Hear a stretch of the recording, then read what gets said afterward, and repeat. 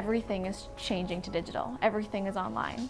People aren't just waiting for the 6 o'clock news anymore. People want their news right now. They want to be able to go onto their smartphone, onto the internet, and see the news that they want to see. Vancouver is growing at, a really rapid rate, the Lower Mainland even, and with the tools that we're given here, we're able to cover all of that. Welcome to BCIT Magazine. I'm Radhika Sikakane. In the program, they really leave it up to you. I mean, the help is there when you need it, figuring out how to use the programs like Premiere, Audition, and figuring out how to use the cameras.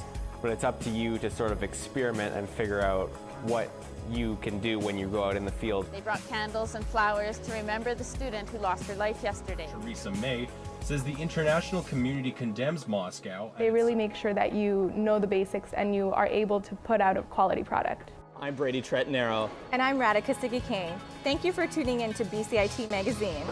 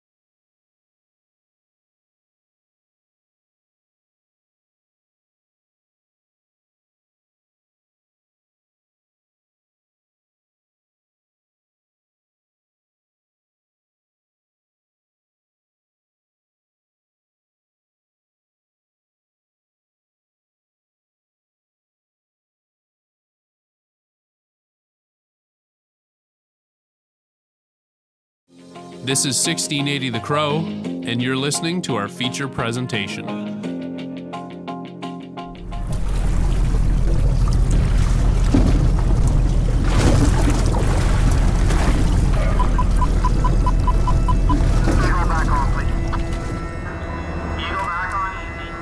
One of the things they always say on board vessels is it's 99% boredom and 1% sheer panic. Most things on our coast move by tugboat. If there were no tugboats, everything would just be be crashed up on the shore. We here at BCIT News had the opportunity to speak to some of the people who make sure the environment stays pristine and the economy keeps trucking along. Let me introduce the voices you're about to hear from. Spencer Gulliver is the Assistant Manager of C-SPAN's Marine Development and Recruitment. Paul Hilder is the President of the Council of Marine Careers. Kyle Russell is a port captain at C-SPAN, and John Fullerton is a BC Coast pilot. Eagle back on, please. Eagle back on easy. And then back in the 1800s, they called Boundary Passage to Tofino the graveyard of the Pacific. So many ships were lost, and then lives were lost, and eventually pilotage became mandatory.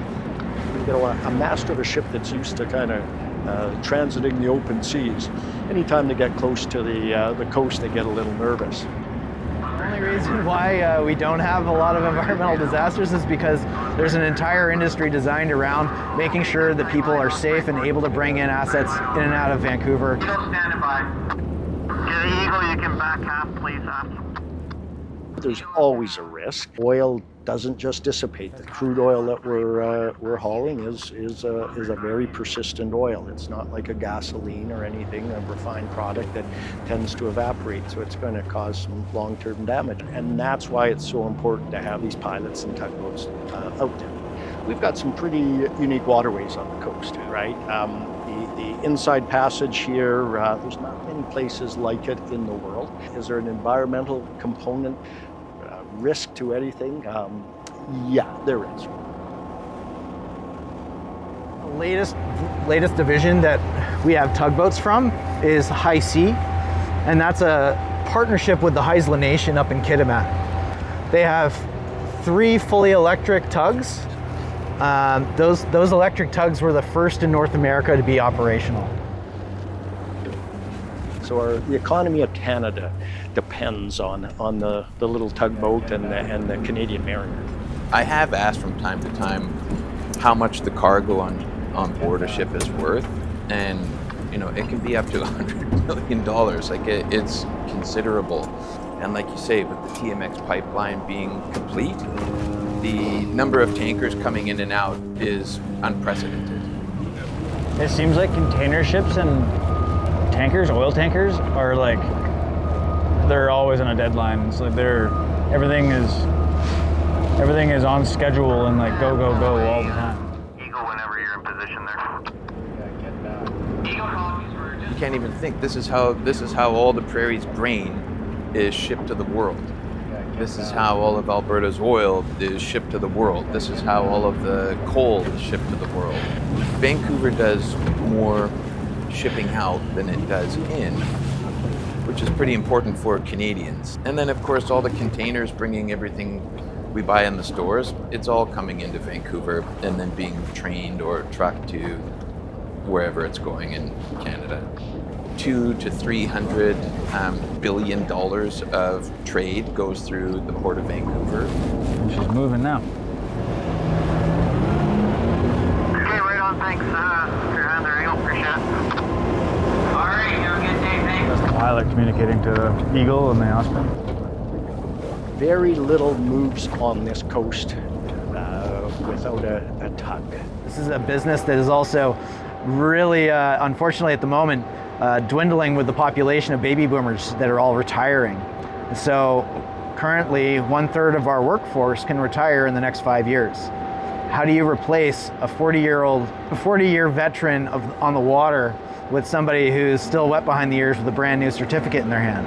That's a difficult thing to try to nothing trumps your experiences out there.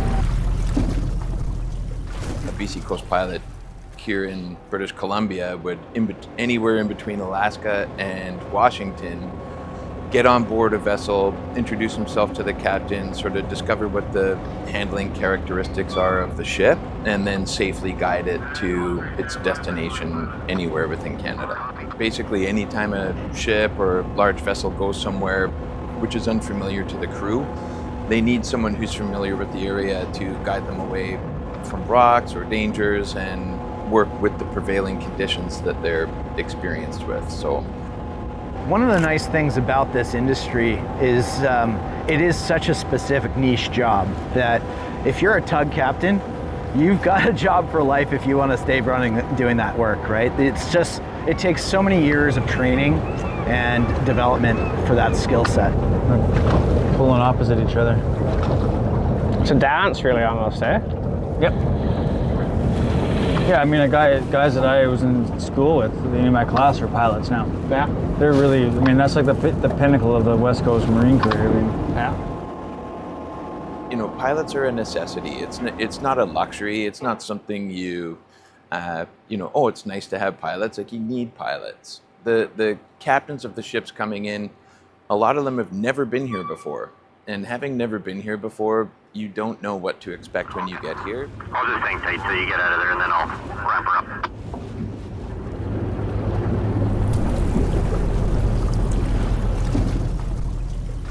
BC Coast pilots really sort of feel like they're working for the people of Canada. We're independent from government, we're independent from industry, and our main concern is safety. And believe me when I tell you, nobody wants things to go well more than we do. And you know, the little kind of insignificant tugboat, it doesn't really turn heads. Like I say, people tend to think they're cute and that, but they are the workhorses of the coast. Eagle whenever you're in position there. Eagle copies, we're just about there. Yeah. For BCIT's The Crow, I'm Gabe Liesi with co-producers Joe McHugh and Cohen Sassaman.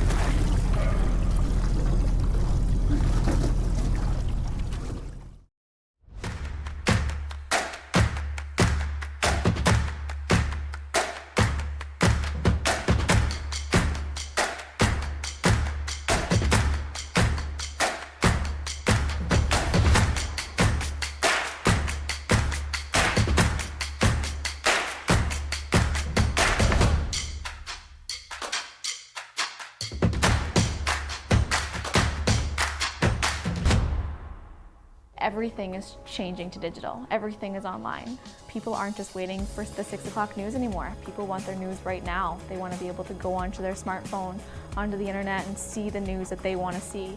Vancouver is growing at, you know, a really rapid rate, the Lower Mainland even, and with the tools that we're given here, we're able to cover all of that. Welcome to BCIT Magazine. I'm Radhika Sikki-King. In the program, they really leave it up to you. I mean, the help is there when you need it, figuring out how to use the programs like Premiere, Audition, and figuring out how to use the cameras.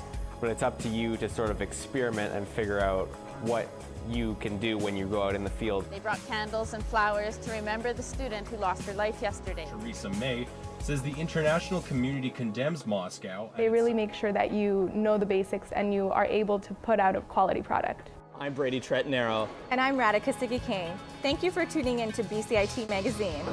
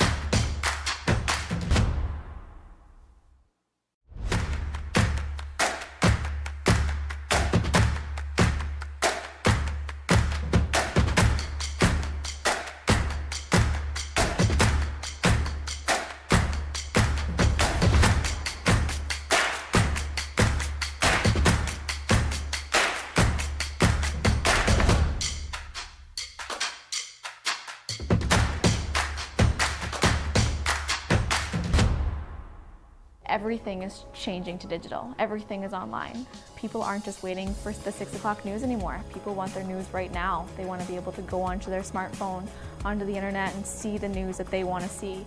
Vancouver is growing at a really rapid rate, the Lower Mainland even, and with the tools that we're given here, we're able to cover all of that.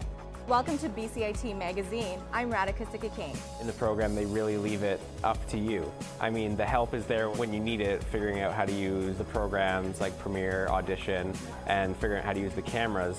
But it's up to you to sort of experiment and figure out what you can do when you go out in the field. They brought candles and flowers to remember the student who lost her life yesterday. Theresa May says the international community condemns Moscow. They really make sure that you know the basics and you are able to put out a quality product. I'm Brady Tretnero. And I'm Radhika Sikakane. Thank you for tuning in to BCIT Magazine.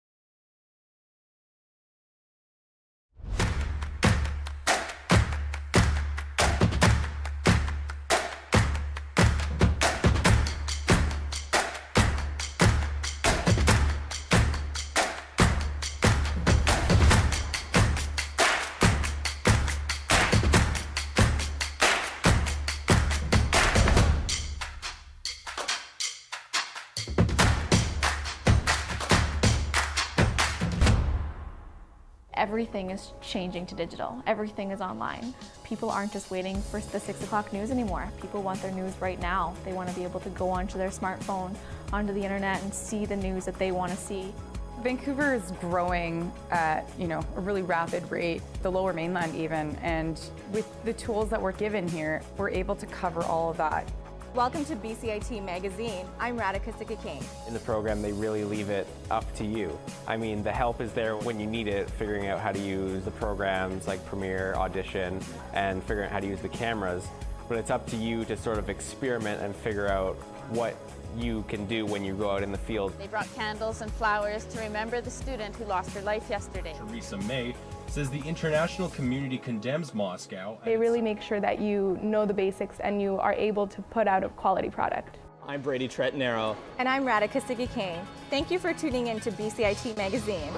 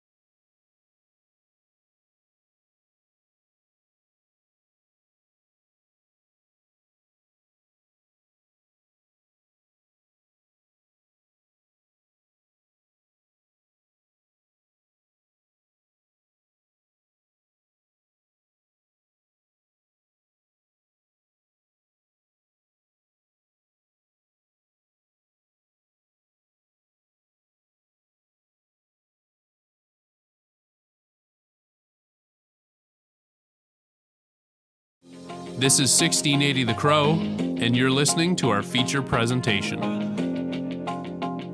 Vancouver comes alive under a canopy of pink as the cherry trees bloom and the annual Cherry Blossom Festival begins. Our reporter, Jenny Sung, has more on how the festival brings the city together.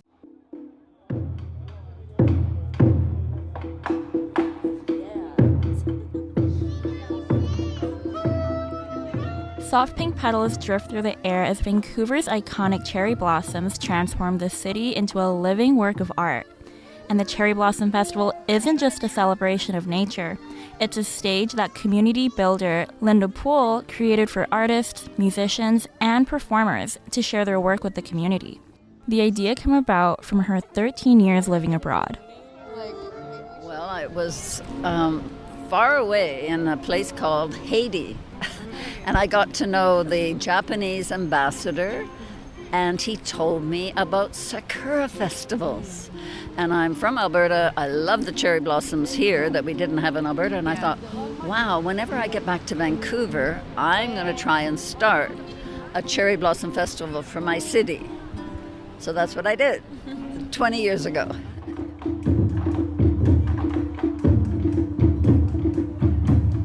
Well, you know, we launched Cherry Jam at Burrard SkyTrain Station, so it was very intimate and close, and I liked it because of the intimacy, I think. But now we've sort of branched out, and we're in bigger venues and more people, and the popularity, you know, has grown. So the support has been wonderful, how people come out.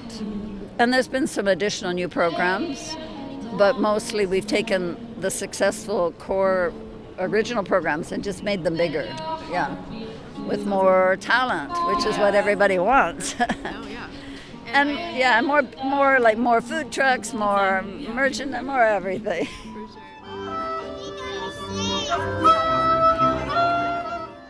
Because after our winters that are just rain and everything looks dead, when the cherry blossom comes, we all come alive. And so it really is a unifying community event, more than any other cultural event in the city. And the opportunities for more talent, because we've got so much talent, but we need more opportunities to showcase them. So I think we can be a good contributor to that. One artist the festival has highlighted is a Japanese artist, Kaori Kasai, also known as Sleepless Cow. Here is the David Lam Park, and we are doing Cherry Blossom Festival and the big picnics. In Japan, we call hanami, as under the cherry blossom, we put the picnic mat and the atmosphere, and get together, people get together, and we have a big picnic party, that kind of thing. So that's the theme. And I also selling my art here. I'm Sleepless Cow, that's the artist name. I'm an illustrator, originally from Japan. I create the cards, prints, bags, and other things. I also collaborate illustration to different community art projects. I think it's the third year for me. But I also play sanshin, that's Okinawan banjo, on the stage.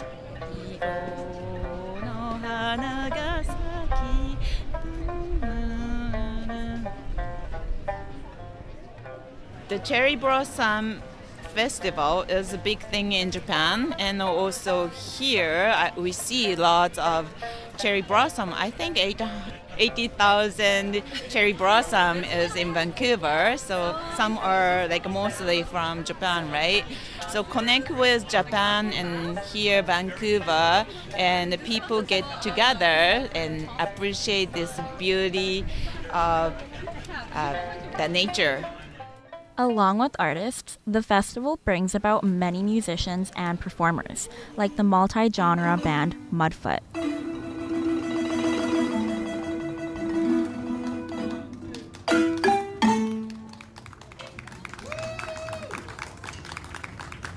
Thank you so much. Hello, how you all doing? So that song was an original composition called Circus Jerk Chicken.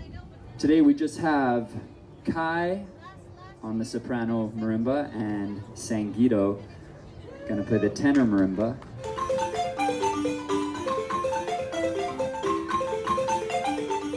So my name's Kai Buchanan. I've been playing marimba with Sangeeto and a few of the other guys for 20 plus years now. Started with, a little community band and have just kind of grown from there. I'm a civil engineer by day, musician by night.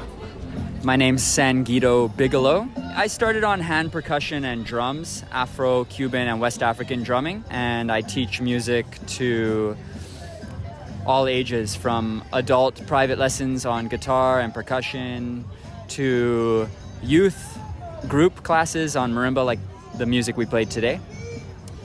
So I love music. It is a passion. It's also a job. These marimbas are from Zimbabwe, Zimbabwean style. So we thought we could take it away with a contemporary Zimbabwean song called Rosalina Soda.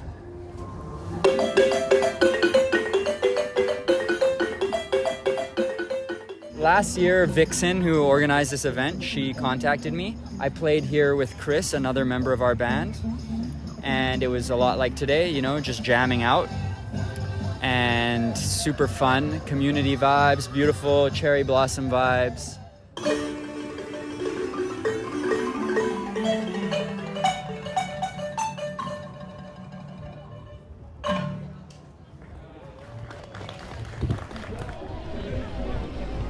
Whether it's an artist capturing the essence of the blossoms or a musician playing beneath the petals, this festival is proving that spring is the perfect time for creativity to blossom, and Linda Poole plans to make her festival flourish even more.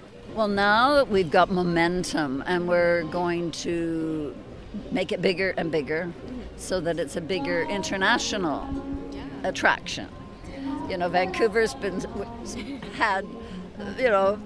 Vancouver's been first to enjoy it, but now more and more people are coming from the winter provinces, from the US, and from Europe even. Yeah. Oh, that's really cool. So we're going to grow it. Yeah. For BCIT's The Crow, I'm Jenny Sung with my co-producers Orchid Solang and Clara Lanto.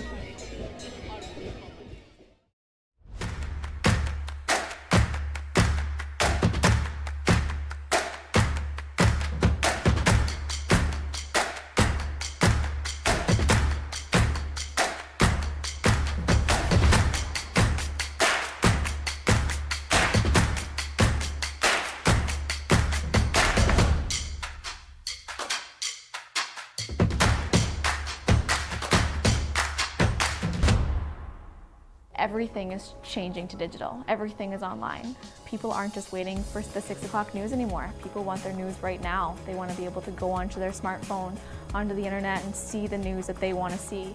Vancouver is growing at a really rapid rate, the Lower Mainland even, and with the tools that we're given here, we're able to cover all of that. Welcome to BCIT Magazine. I'm Radhika Sikki-King. In the program, they really leave it up to you. I mean, the help is there when you need it, figuring out how to use the programs like Premiere, Audition, and figuring out how to use the cameras. But it's up to you to sort of experiment and figure out what you can do when you go out in the field. They brought candles and flowers to remember the student who lost her life yesterday. Theresa May says the international community condemns Moscow. They really make sure that you know the basics and you are able to put out a quality product. I'm Brady Tretnero. And I'm Radhika Sikki-King. Thank you for tuning in to BCIT Magazine.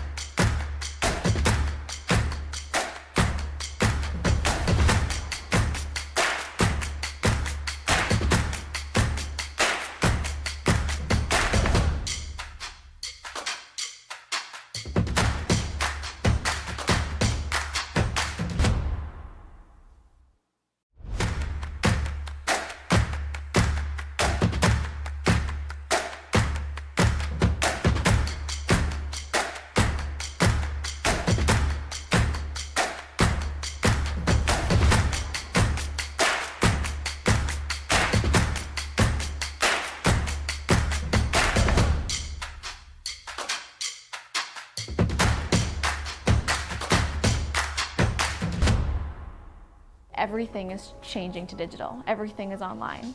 People aren't just waiting for the 6 o'clock news anymore. People want their news right now. They want to be able to go onto their smartphone, onto the internet, and see the news that they want to see. Vancouver is growing at a really rapid rate, the Lower Mainland even, and with the tools that we're given here, we're able to cover all of that. Welcome to BCIT Magazine. I'm Radhika Sikakane. In the program, they really leave it up to you. I mean, the help is there when you need it, figuring out how to use the programs like Premiere, Audition, and figuring out how to use the cameras. But it's up to you to sort of experiment and figure out what you can do when you go out in the field. They brought candles and flowers to remember the student who lost her life yesterday. Theresa May says the international community condemns Moscow. They really make sure that you know the basics and you are able to put out a quality product. I'm Brady Tretnero. And I'm Radhika Sikakane. Thank you for tuning in to BCIT Magazine.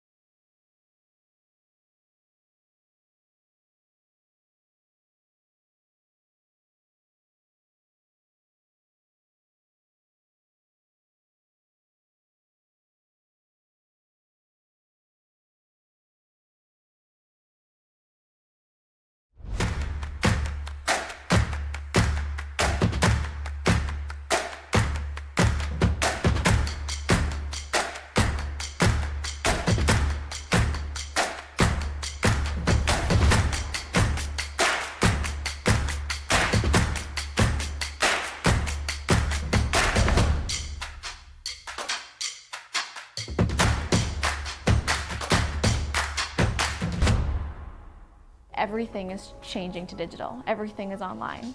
People aren't just waiting for the 6 o'clock news anymore. People want their news right now. They want to be able to go onto their smartphone, onto the internet, and see the news that they want to see. Vancouver is growing at, a really rapid rate, the Lower Mainland even, and with the tools that we're given here, we're able to cover all of that. Welcome to BCIT Magazine. I'm Radhika Sikakane. In the program, they really leave it up to you. I mean, the help is there when you need it, figuring out how to use the programs like Premiere, Audition, and figuring out how to use the cameras. But it's up to you to sort of experiment and figure out what you can do when you go out in the field. They brought candles and flowers to remember the student who lost her life yesterday. Theresa May says the international community condemns Moscow. They really make sure that you know the basics and you are able to put out a quality product. I'm Brady Tretnero. And I'm Radhika Sikakane. Thank you for tuning in to BCIT Magazine.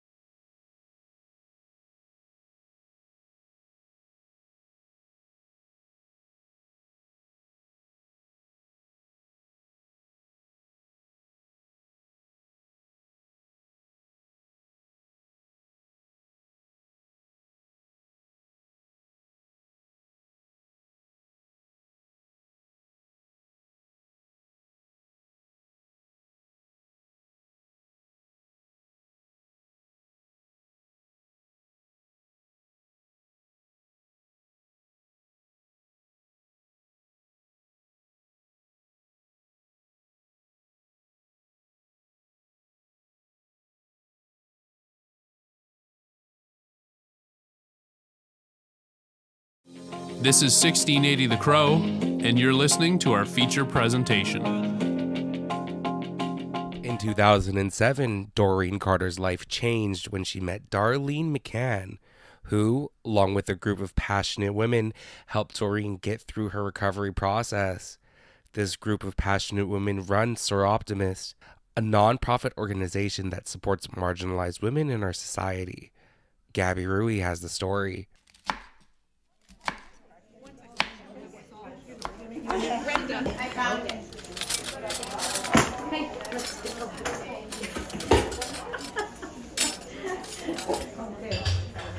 Oh, you found your apron. I found it. Yeah, it was. Oh, that's so hard.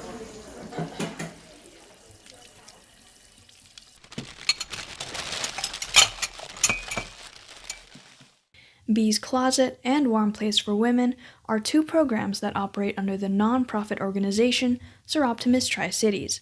Darlene McCann is one of the co-chairs of Bee's Closet. We started back 10 years ago last October. We used to volunteer at a recovery house, and we friended a lady in the recovery house who was moving out into her own place. And we completely furnished her place for her with bedding, furniture, gave her food, everything. And we thought, if we could do it for one person, why can't we do it for more? One woman came to us through a referral source. She had just gotten out of St. Paul's Hospital, and she told us the only reason she was alive was because her husband thought her heart was on the right side. He took a machete to her, and she had to go through rehabilitation to be able to learn how to use her arms and everything again. It was horrible. With the cost of housing in the Lower Mainland right now, almost every cent they get is going to rent.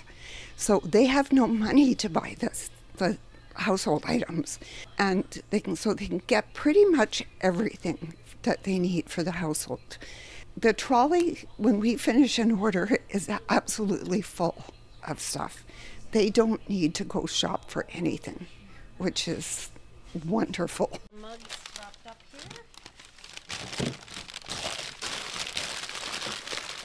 Do you have a box for dishes or?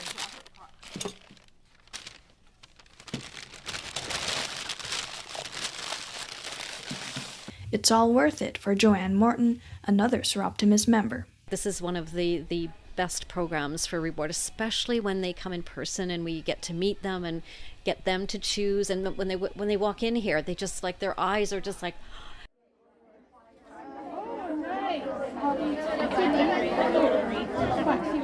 Janice Wharton, co-chair of the program Warm Place for Women, talks to us about what they do. Every month, we provide a warm meal in a local kitchen, and we have pretty close to 100 ladies and children that will come the first Thursday of every month, and we provide them with a nice meal. Warm Place even holds special festivities during the holidays, like at Christmas time. This time, we do have somebody that volunteers to be Santa. And then what we also do at Christmas time, and we ask all the people in our club, all the ladies, is to give us nice lady things. So we have a separate little room off to the side, and we have all of those things and a couple of volunteers with wrapping paper and ribbon and cards, so the children can then go in and choose a present for their mother. Paula Beatty, another co-chair of Warm Place, told us just how meaningful it can be for someone who uses their program. You forget, sometimes people just need a friend, right? So sometimes I have people still reach out to me and they want to go for coffee, or they want to ask a question, or they want to talk about their kids. And they just need a connection. One lady, and she told us that every piece of clothing that she owns, she got from One Place. And the fact that she could get her clothing from One Place meant that she could spend that money on food for her kids. I'm going to say 65 or Yeah, 70, they yeah. brought these purses. And they're full of all sorts of things, right? So the ladies could come up and they could choose a purse. And the one lady, she's just, I never thought I would have a Coach purse on my shoulder.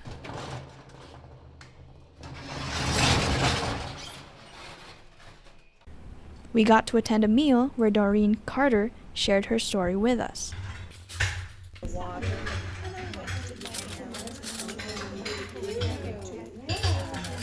I was the only one. I was the first person that came in. I was still homeless, and it was amazing. Like, I mean, they made me feel welcome, no judgment, you know, very compassionate. We sat and we talked and stuff.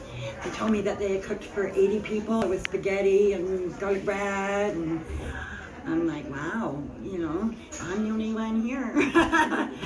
So it was funny because they mentioned to me at the end of the dinner, how about you take most of this with you and hand it out, or, you know. And I said, well, I really can't. And they kind of looked at me, and I said, I live in a tent.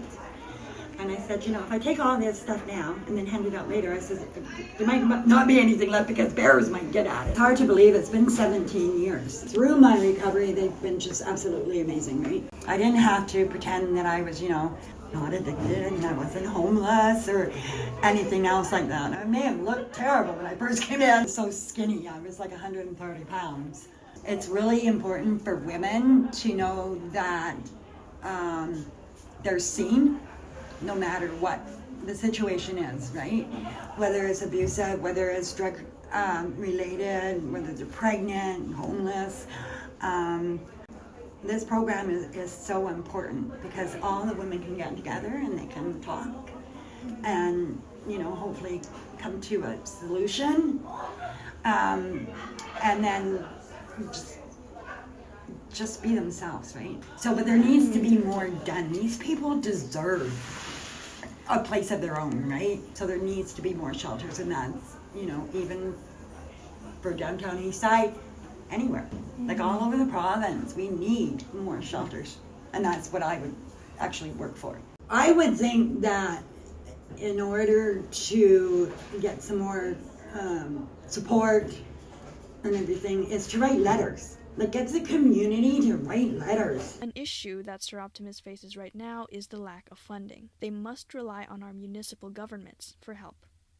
When asked about government support for women in need, Port Moody City Councillor Samantha Aktarup said this. Recently, City Council supported an application for a women's transition shelter, so that will get built, and that will have between 40 and 50 units of housing for women and children fleeing violence and abusive situations. So I think overall City Council is supportive. It's just how we support might be limited in some capacity depending on what kind of support is being asked of us. Yeah, so the way it works now in terms of funding, we have a grant cycle, and it's the grant applications go in and we have a small budget.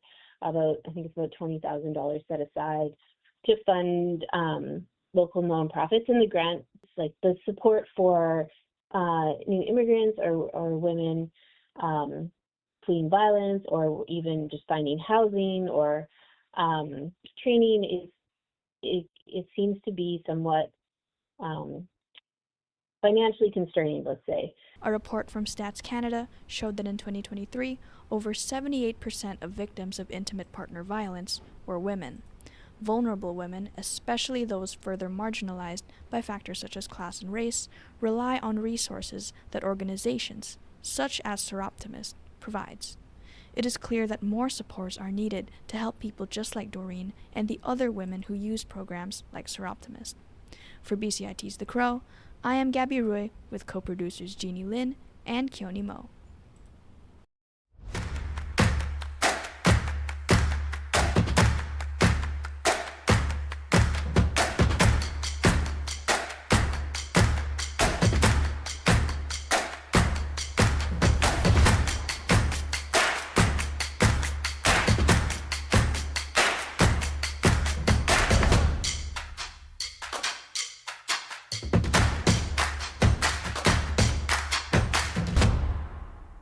Everything is changing to digital. Everything is online.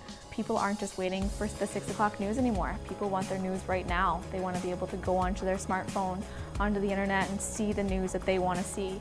Vancouver is growing at, a really rapid rate, the Lower Mainland even, and with the tools that we're given here, we're able to cover all of that.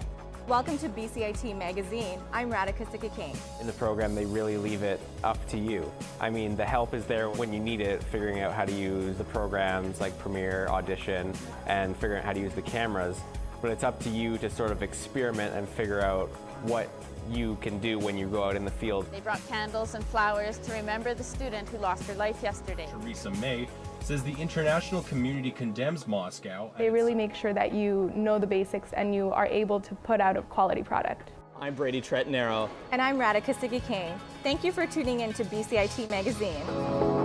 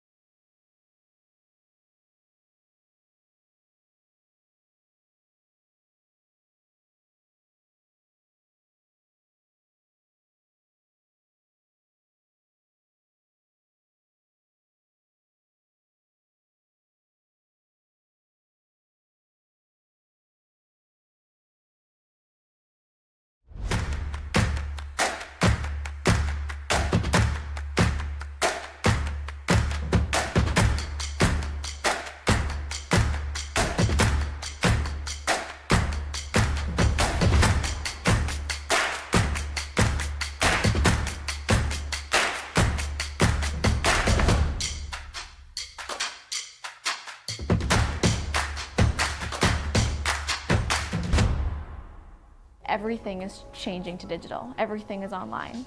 People aren't just waiting for the 6 o'clock news anymore. People want their news right now. They want to be able to go onto their smartphone, onto the internet, and see the news that they want to see. Vancouver is growing at, a really rapid rate, the Lower Mainland even, and with the tools that we're given here, we're able to cover all of that. Welcome to BCIT Magazine. I'm Radhika Sikakane. In the program, they really leave it up to you. I mean, the help is there when you need it, figuring out how to use the programs like Premiere, Audition, and figuring out how to use the cameras. But it's up to you to sort of experiment and figure out what you can do when you go out in the field. They brought candles and flowers to remember the student who lost her life yesterday. Theresa May says the international community condemns Moscow. They really make sure that you know the basics and you are able to put out a quality product. I'm Brady Tretnero. And I'm Radhika Sikakane. Thank you for tuning in to BCIT Magazine.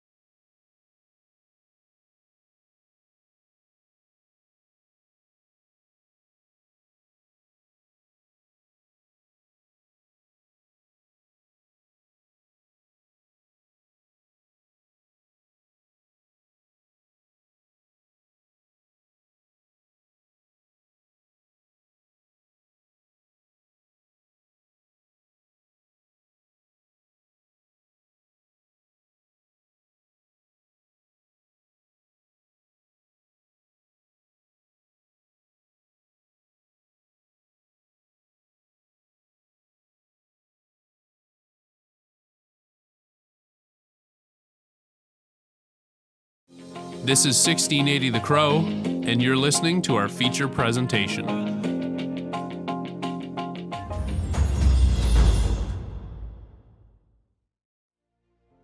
Ice hockey, Canada's national winter sport.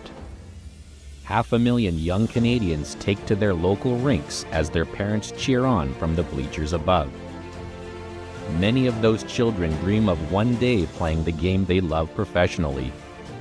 What they may not know is for their dreams to come to fruition, their skates will be digging into an ice surface far from home with their parents cheering them on from afar. This is my third year away actually now, so the past 2 years I spent at a prep school in Ontario. First year I started here was 2021-22 season, and then moved my way onwards to the Lethbridge Hurricanes at 18. I was 17, so I was a bit, I wasn't as mature as I am now today.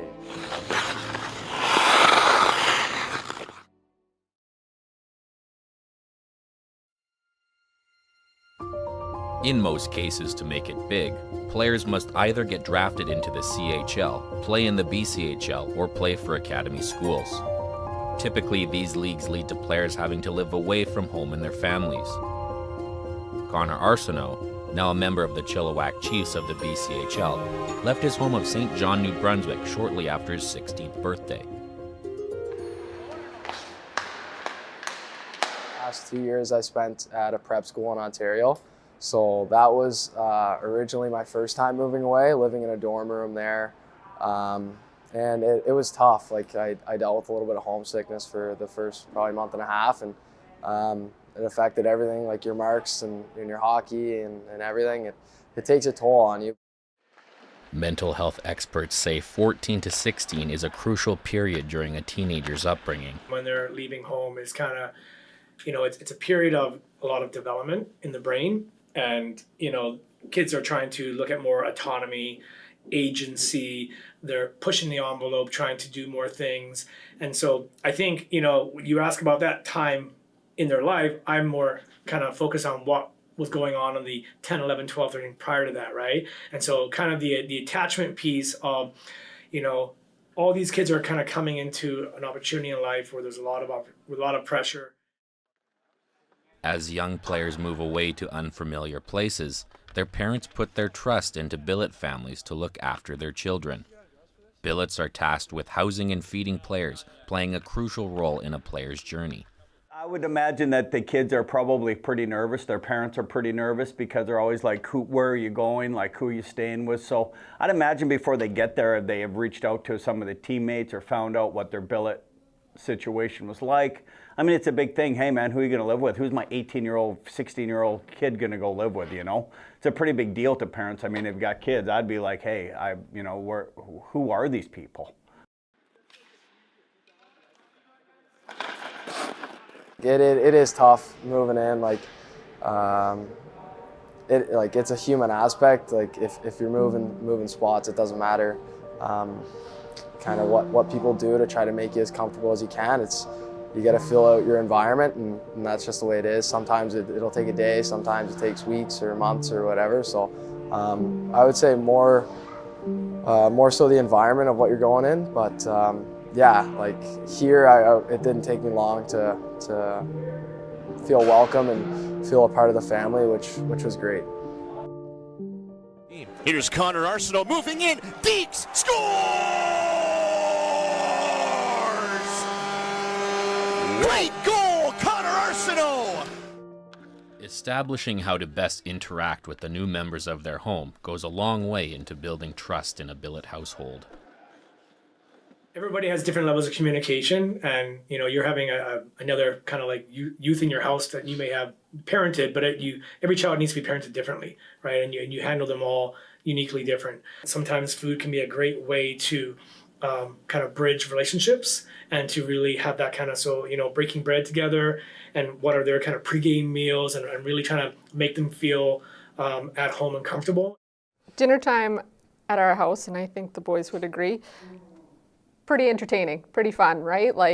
I think that's important for us, and we all make an effort to sit down at the table. Dinner's at 6 o'clock. Dinner's at 6, right. And we're all sitting down talking about our day.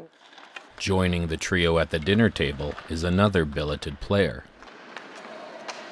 Some billet brothers that I've had in the past that I wasn't so close to, and obviously some that I am really close to, and I'd say Connor I'm pretty close to him, even though he came in December. I feel like we've already grown a pretty good relationship. Other, say, males or boys in the house, it's a bit of a mentorship role. And I think, it's easier for them to be more kind of like boys will be boys, and they can be more relaxed and natural in those environments.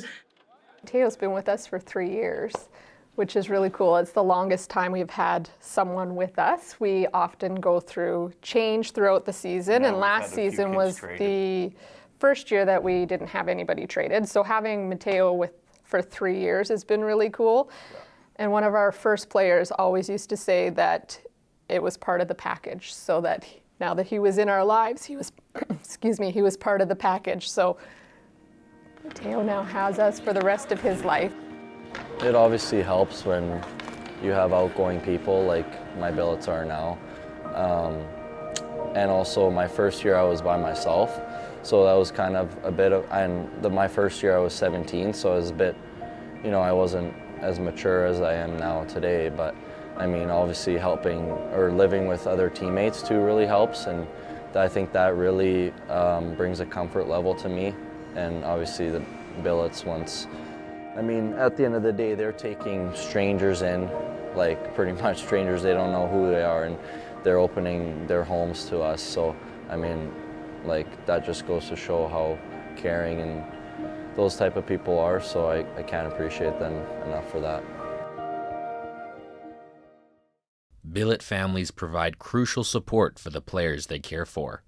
But in times of need, there's nothing like hearing mom or dad's voice. Family's that important, and family's what got me through that, just leaning on them. And I'd call my parents, I don't know, at the start, probably like 4 times a day just to hear their voice and get them to help me push through it. And there was a time where I didn't necessarily want to give up hockey, but yeah, I was like, yeah, I can't do it. I want to come home. And my dad said, just push till Christmas, see what you can do and just enjoy every day, get a routine. And that's what I did, and found some buddies. And now if I would have gone back home, I would have been kicking myself right now. Bulldog blue line, lost it. Arsenault shoots, he scores! My experience has been that when people know they have that person they can rely upon, they're not necessarily, having to be face to face with them, proximal in the same room, but knowing that they can, that when they reach out to that person, they're going to get back to them, and that can provide a level of reassurance and comfort. There's lots of kind of hyper masculinity appearing at this age, and lots of bravado. But there are a lot of tender young men that I see who really are reaching out to their mother, their father, their grannies, when they want to feel when they're homesick, so to speak. And they do get homesick, right? Having the reassurance of family from afar means the world to the players, but it's not quite the same as seeing your loved ones in person. Even my grandfather now, my nan who has passed away, but I miss them a lot, and other family, aunts and uncles and cousins, and it's tough moving away.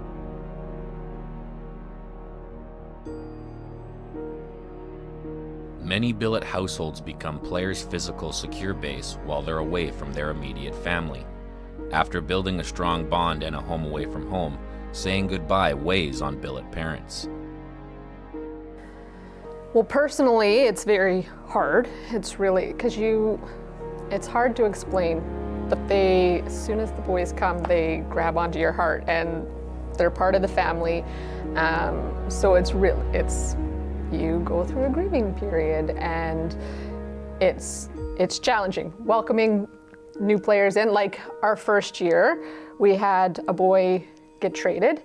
And I said, I'm never doing this again. It's just too hard. And Corey's like, we're not doing it. It's fine. And then we made the decision to keep going. And I'm so glad we did, because look at how many other players we've got to meet and families. The system's not going to change. Young boys and girls are going to go away at young ages. It's just a part of growing up as an athlete. And it's really about bending but not breaking, right? Just kind of riding it out. It hit a body in front. Bushimansky is going to get the assist, but it's Connor Arsenault. Like many before him, Arsenault may have bent, but he refused to break. He's shown resilience and wherewithal while chasing his dream, learning what matters to him more than anything. I mean, every time they're out here, you really cherish your time, and moving away from home has kind of taught me that. That family, I always knew that it mattered, but I didn't really understand the meaning of it, and moving away has definitely taught me that.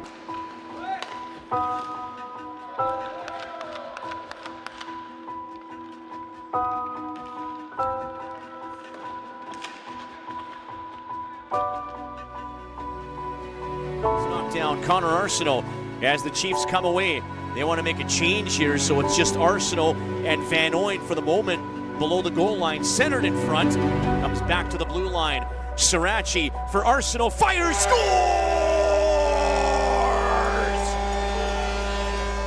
Here's the far side, Morin. Elfring to the net. Mercick following up. Mercick backhand scores.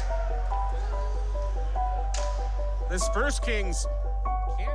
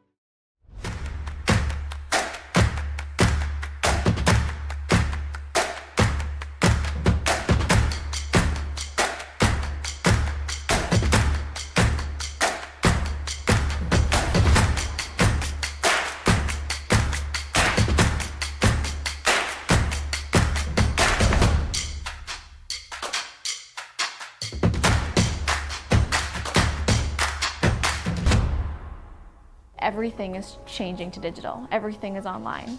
People aren't just waiting for the 6 o'clock news anymore. People want their news right now. They want to be able to go onto their smartphone, onto the internet, and see the news that they want to see. Vancouver is growing at a really rapid rate, the Lower Mainland even, and with the tools that we're given here, we're able to cover all of that.